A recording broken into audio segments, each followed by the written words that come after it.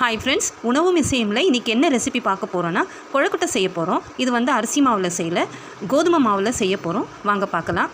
இசை ஒரு பகுதியில் இன்றைக்கி என்ன பாட்டு பாட போகிறோன்னா, ரஜினி சாருடைய நிறைய சாங் ஹிட்ஸ் இருக்குது அவரோட மூவிலேருந்து. அதில் ஒரு பாட்டு பேசக்கூடாது, அந்த பாட்டு தான் நான் இப்போ பாட போகிறேன். கொழுக்கட்டை செய்ய முதல்ல வந்து தேங்காவை வந்து பீஸாக கட் பண்ணி எடுத்துக்கணும், சின்ன சின்ன துண்டுகளாக. அரை கப்பு சர்க்கரை எடுத்து நல்லா கரைச்சிக்கணும். ஒரு சிட்டிகை உப்பு போட்டுக்கணும்.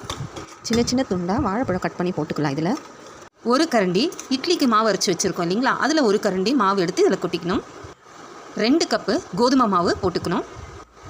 சோம்பு கொஞ்சம் வறுத்தது இருக்குது, அதை கொஞ்சம் போட்டுக்கணும். 1 ஸ்பூனு சேர்த்து நல்லா கலந்து விட்டுக்கணும். இந்த ஸ்டீமரில் வந்து ஃபஸ்ட்டு கீழே வந்து தண்ணி ஊற்றி ஸ்டீமரில் முதல் தண்ணியை சூடு பண்ணிக்கணும்.